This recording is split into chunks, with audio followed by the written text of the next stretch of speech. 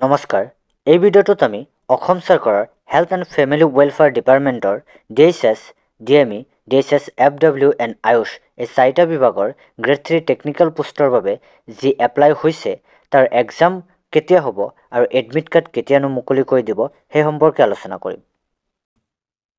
Director of medical education অসমৰ ফালৰ পৰা আজি 24 ডিচেম্বৰ তাৰিখে আপোনালোকৰ যি গ্ৰেড 3 টেকনিকেল পোষ্টৰ বাবে ৰিটেন এক্সাম হ'ব সেই সম্পৰ্কে এক অফিচিয়েল নটিফিকেশ্যন জাৰি কৰিছে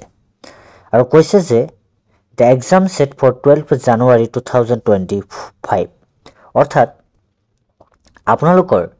গ্ৰেড 3 টেকনিকেল পোষ্টৰ যিটো এক্সাম হ'ব সেই এক্সামটো অহা বৰ্ষৰ 12 জানুৱাৰী তাৰিখে অনুষ্ঠিত হ'ব। এইখন হেল্থ ডিপাৰ্টমেণ্টৰ ফালৰ পৰা জাৰি কৰা এখন অফিচিয়েল নটিচ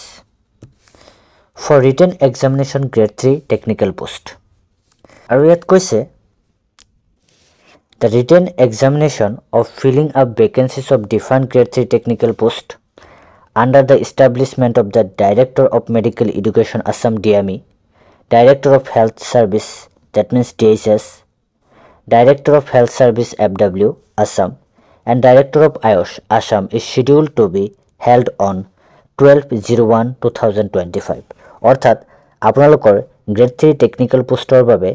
যিটো এক্সাম ৰিটেন এক্সাম অনুষ্ঠিত হ'ব সেই এক্সামটো অহা বৰ্ষৰ জানুৱাৰী মাহৰ 12 তাৰিখে অনুষ্ঠিত হ'ব। তাৰপিছত কি কৈছে further necessary instruction and information তাৰ বাবে আপোনালোকে এইকেইটা ৱেবছাইটত যাব পাৰে ফাৰ্দাৰ ইনফৰমেশ্যনৰ কাৰণে www.dme.assam.gov.in বা বাকি এইবিলাক অফিচিয়েল ৱেবছাইট আছে এইবিলাকো ভিজিট কৰিলে আপোনালোকে ইনফৰমেশ্যন পাব। ইয়াতে কথা হ'ল যে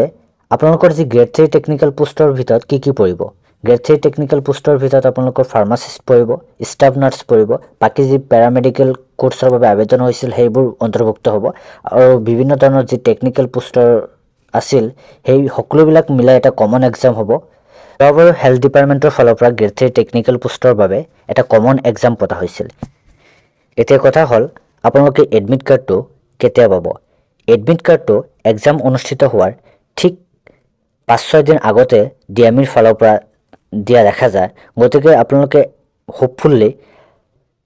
6 তাৰিখ বা জানুৱাৰীৰ 6 তাৰিখ বা 7 তাৰিখ মানত এডমিট কাৰ্ড পাই যাব।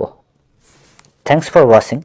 যদি ভিডিঅ'টো ভাল পালে অনুগ্ৰহ কৰি লাইক, কমেণ্ট আৰু ছাবস্ক্ৰাইব কৰিব।